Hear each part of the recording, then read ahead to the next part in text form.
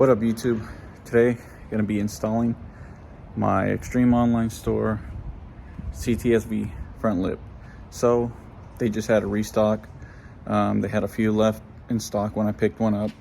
So gonna be replacing the damaged one and showing you how to replace the splitter. Should be a simple process. There's only a couple tools you need. So yeah, stay tuned. So like I said, gonna be replacing the damaged one. Basically bought the car with the lip looking like that, so I've been waiting for a little over a year. This is the new lip. You can see they gave you some 3M tape, some new hardware. I'm pretty sure I could still use the same hardware if it's the same thing. So tools you're gonna need, I got my Milwaukee little M12 ratchet. That's to take the bolts off. I got a little swivel. You're gonna need a 7mm to take the bolts off, and then you're gonna need a T15 Torx to take these bolts off on the side for the little deflector thing right here. So you're gonna take the bolts off, 3 bolts right there on both sides, then take off the 7mm bolts under here. Not sure if you can see. Pretty simple process. I can probably take these bolts off with the wheel turn like this. I might have enough space, especially if I use that little swivel. Got the splitter unpackaged. As you can see, there was a lot of tape. It was packaged pretty well. Yeah, look at the quality on this thing. Look at that shine. It's got the same bolt holes as the OEM one. Yeah, this thing looks super nice. Here is the underside. Look, as you can see, same thing as OEM.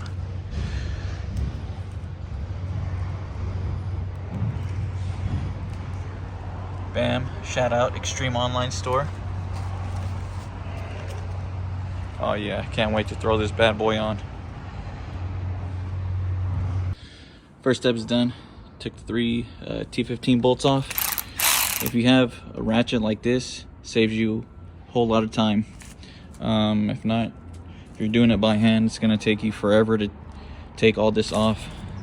So yeah, get yourself a little electric ratchet and save yourself some time. Okay, both sides are off. Now to take the 7mm bolts off from the bottom and then get this old splitter off. Alright, so this is the comparison of both lips. So it looks like the only difference between this is the OEM has those little slots right there, I guess, for the clips over here on the lower grill. This one doesn't. So that's why they provided the double-sided tape. So I'm just going to use a double-sided tape and basically put it along the edge right here. That way it sits nicely over here. Also, the bolts were all T15, so it's not a 7mm. I thought it was a 7mm, but looking under the 7mm to take the actual bumper off. Alright guys, so got the new lip installed. It's mounted up. I still need to take it off. I just wanted to mock it up. I'm gonna put the 3M tape right there, so it'll sit better. You can see there's no gap over here. There's no gap on this side, so that was one of the main issues that they were fixing. So yeah, I just need to put the double-sided tape along right here so I can press it down. The slots I did make a little bigger with the Dremel. That way I can wiggle it a bit more and then fit the T15 bolts in. So yeah, I did that. The Dremel, used that tip just to make the holes a little bit bigger, and then mounted it up. So now we just got to use the 3M tape and then put everything back together, and then we're all set. I got the 3M tape right there. I did Dremel out these little holes right there to make sure it fits perfectly. I also did this one as well. These two fit fine, so I didn't really have to worry about that. Bolts line up. There's these little pieces that poke out of the bumper. So let's see if you can.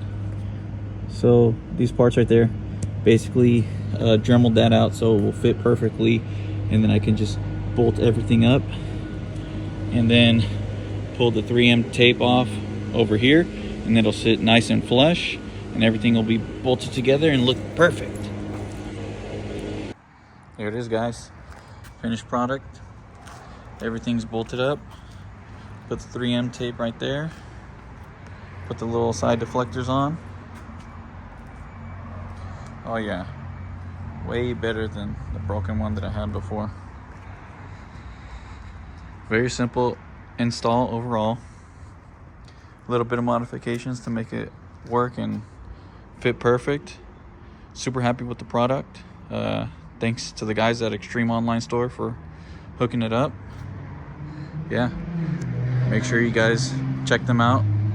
Thanks for watching, guys. Make sure you like, comment, subscribe. Yeah, pretty simple install, very straightforward.